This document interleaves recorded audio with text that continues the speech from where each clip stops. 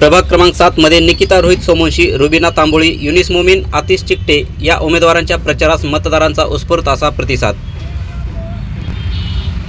लातूर महापालिकेच्या निवडणुकीच्या प्रचारास सुरुवात झाली असून लातूर शहरात भारतीय राष्ट्रीय काँग्रेस व वंचित बहुजन आघाडी यांची युती झाली आहे। प्रभाग क्रमांक 7 मध्ये वंचित बहुजन आघाडी यांच्याकडून निकिता रोहित सोमवंशी व काँग्रेसचे युनिस मोमीन, आतिश चिकटे, रुबिना तांबोळी या उमेदवारांनी प्रचारास सुरुवात केली असून घरोघरी जाऊन भेटी घेऊन प्रचार करत आहेत। त्यांना प्रभाग क्रमांक 7 मधील मतदारांचा उत्स्फूर्त असा प्रतिसाद मिळत आहे।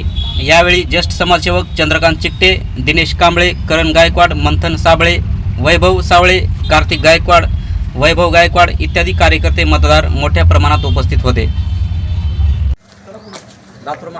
लातूर महानगरपालिकेचं निवडणुकीचं बिगुल वाजलं असून सध्या प्रचारामध्ये आपण प्रभाग क्रमांक 7 मध्ये आहोत। महाविकास आघाडीचा प्रचार चालू आहे।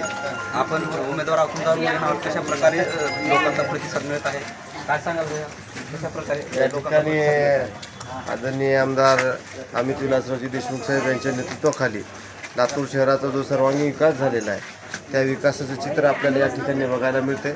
उदंड असा प्रतिसाद या प्रभागामध्ये नागरिकांचा काँग्रेस आणि वंचित आघाडीला या ठिकाणी मिळतोय।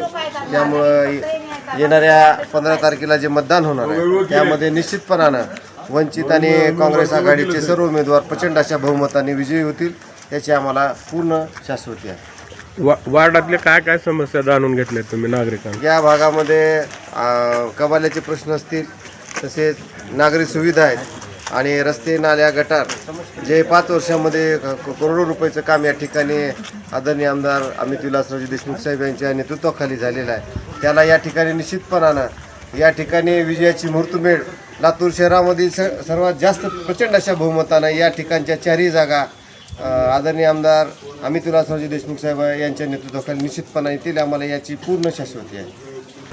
आमदार अमित देशमुख साहेबांच्या सूचनेनुसार प्रभाग 7 मध्ये हातनगर एक छोटंसं प्रलंबित काम आहे, तो आहे नालीचं। आणि येणाऱ्या काळात आतिश चिकटे असतील, मी असेल, आमच्यातून ताई असतील, ते काम पूर्ण करू।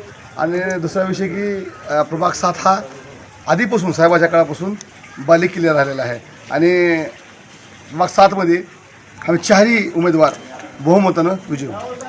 काँग्रेसचे जे काही उमेदवार दुसऱ्यापेक्षा केले त्याचा काय परिणाम पक्षावर पडेल? तसं काहीच नाही, कारण की आत्ता नवीन पिक्चर आले धुरंधर, बघितलात आपण, साहेब धुरंधर आहेत, त्यामुळं काही परिणाम होणार नाही आणि 100% 7 मधून आम्हाला गुलाल लागणार आणि साहेबाचं नाव होणार। नक्कीच वंचितच्या उमेदवार आपल्याकडे आहेत, त्यांच्या पण नमस्ते, मी निकिता रोहित सोमवंशी, मी प्रभाग 7 मधून वंचित बहुजन आघाडीच्या वतीने उमेदवारी देत आहे। नागरिकांना जो प्रश्न आहे त्यांचा मी सोडवण्याचा नक्कीच प्रयत्न करेन आणि त्यांच्या प्रॉब्लेम पण जाणून घेण्याचा प्रयत्न करेन। नक्कीच प्रभाग क्रमांक 7 मध्ये जनतेचा उत्स्फूर्त असा प्रतिसाद मिळत आहे आणि